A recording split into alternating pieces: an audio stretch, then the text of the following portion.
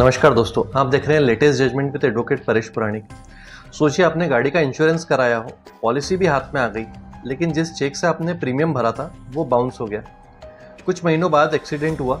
अब सवाल यह है कि मुआवजा कौन देगा, इंश्योरेंस कंपनी या फिर गाड़ी का मालिक अपनी जेब से देगा। आज हम बात करने वाले हैं एमपी हाई कोर्ट के एक ऐसे ही फैसले के बारे में जिसने हज़ारों जो व्हीकल ऑनर्स हैं उनके लिए काफ़ी स्ट्रिक्ट और सिंपल मैसेज भेजा है। दरअसल कहानी जो है वो शुरू होता है, जो केस एक बहराम नाम का व्यक्ति था जिसने एक लोडिंग रिक्शा में सफ़र कर रहा था। रात का समय था, सामने से एक तेज़ रफ्तार ट्रक आता है और लापरवाही से ट्रक ने रिक्शा को टक्कर मार दी। बहराम जो है वो गंभीर रूप से घायल हो गया, सिर पर चोट लगी, उसकी थाइस की हड्डी टूट गई, ऑपरेशन कराना पड़ा और इलाज के ऊपर काफ़ी खर्चा भी आया। इसके बाद जो है मोटर एक्सीडेंट क्लेम ट्रिब्यूनल में मुआवजे की मांग की गई। ट्रिब्यूनल में क्या हुआ, देखिए, ट्रिब्यूनल ने ये माना कि दुर्घटना ट्रक चालक की लापरवाही से हुई, घायल को मुआवजा मिलना चाहिए। करीब 1.5 लाख रुपए का मुआवजा तय किया गया। लेकिन सबसे बड़ा झटका अभी आना बाकी था। वो ये था कि ट्रिब्यूनल ने कहा कि इंश्योरेंस कंपनी एक भी पैसा नहीं देने वाली, पूरा पैसा केवल ड्राइवर और जो व्हीकल का ऑनर है उसी को देना होगा। आखिर इंश्योरेंस कंपनी क्यों बच गई? जांच में क्या सामने आया था, जब वाहन मालिक ने इंश्योरेंस कराया उस वक्त उसने जो प्रीमियम का भुगतान है वो चेक से किया, लेकिन वो चेक जो है वो बैंक में डिसऑनर हो गया, यानी इंश्योरेंस कंपनी को कभी प्रीमियम मिला ही नहीं। इसके बाद इंश्योरेंस कंपनी ने वो पॉलिसी जो है वो कैंसिल कर दी, क्योंकि उसको प्रीमियम रिसीव ही नहीं हुआ।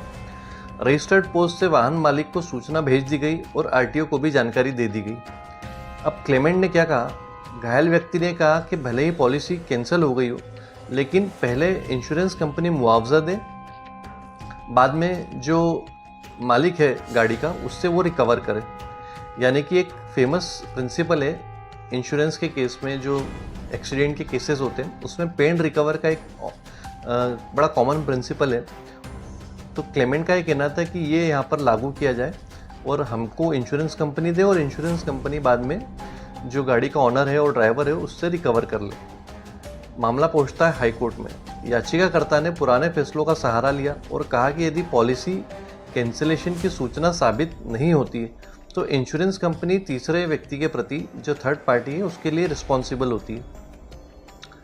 दूसरी ओर इंश्योरेंस कंपनी ने क्या कहा कि पॉलिसी कैंसिल हो चुकी है, रजिस्टर्ड लेटर भेज दिया गया है, पोस्टल रिसीट भी पेश कर दी गई है, आरटीओ को सूचित कर दिया गया है और इसी के साथ साथ हमारी अब इसमें कोई लायबिलिटी नहीं बनती है। हाई कोर्ट ने सबसे पहले यहाँ पर क्या देखा, कोर्ट ने तारीखें देखी, डेट्स जो हैं कि प्रीमियम का जो चेक है वो बाउंस किस दिन हुआ, वो था 13 अक्टूबर 2008। पॉलिसी कैंसिल कब हुई, 20 अक्टूबर 2008। नोटिस भेजा गया 24 अक्टूबर 2008 और एक्सीडेंट हुआ 29 जनवरी 2009 को। नहीं, एक्सीडेंट हुआ करीब 3 महीने बाद। अब सबसे इम्पोर्टेंट जो लीगल सवाल था कि अगर जो गाड़ी का ऑनर है वो ये कहे कि मुझे कैंसिलेशन का लेटर मिला ही नहीं, तो उस केस में क्या स्थिति बनेगी। कोर्ट ने यहाँ पर एक जनरल क्लॉज एक्ट के सेक्शन 27 जो है उसको अप्लाई किया कि यदि रजिस्टर्ड पोस्ट सही पते के ऊपर भेजा गया है तो कानून ये मान लेता है कि वह पहुँच गया है बाय डिफ़ॉल्ट, जब तक सामने वाला उसको रिवर्ट करके प्रूव न कर दे। अब पे एंड रिकवर यहाँ पर क्यों लागू नहीं होगा? कोर्ट ने कहा कि पे एंड रिकवर हर मामले के ऊपर अप्लाई नहीं किया जा सकता। यह प्रिंसिपल अधिकतर तब लागू होता है जब पॉलिसी लीगल हो, वैध हो, लेकिन उसकी किसी शर्त का उल्लंघन हो गया हो, जैसे कि ड्राइविंग लाइसेंस की समस्या हो, परमिट की समस्या हो, या फिर कोई और पॉलिसी की कंडीशन का ब्रीच हुआ हो, तो उस केस में पे एंड रिकवर का आदेश दिया जा सकता है। हर केस में ये बाय डिफ़ॉल्ट नहीं होगा, चूँकि यहाँ पर प्रीमियम ही प्राप्त नहीं हुई है, पॉलिसी पहले ही कैंसिल हो चुकी है। जब पॉलिसी इफेक्ट में ही नहीं है तो उस केस में पे एंड रिकवर का ऑर्डर है वो नहीं दिया जा सकता। इसलिए इंश्योरेंस का जो कॉन्ट्रैक्ट है वो कैंसिल हो चुका है, समाप्त हो चुका है। और फाइनली हाई कोर्ट ने ये कहा कि इंश्योरेंस कंपनी ने जो है चेक बाउंस का मैटर साबित कर दिया है, पॉलिसी कैंसिल हो गई है ये साबित कर दिया है, नोटिस भेजा गया है ये भी साबित कर दिया है, और एक्सीडेंट पॉलिसी कैंसिलेशन के कई महीनों बाद जो है वो एक्सीडेंट हुआ है, इसलिए इंश्योरेंस कंपनी इसके लिए लायबल नहीं होगी और पूरा कंपनसेशन गाड़ी का ड्राइवर और वाहन का मालिक ही देगा। और ये फाइनली अपील जो है वो खारिज कर दी गई। और आप लोगों के लिए यहाँ पर एक सीखने वाली बात क्या है, देखिए कि यदि आपने इंश्योरेंस प्रीमियम का भुगतान चेक से किया है तो केवल पॉलिसी हाथ में आ जाने से आप निश्चिंत मत हो जाइए जब तक कि ये इंश्योर ना हो जाए कि चेक वास्तव में क्लियर हो गया है।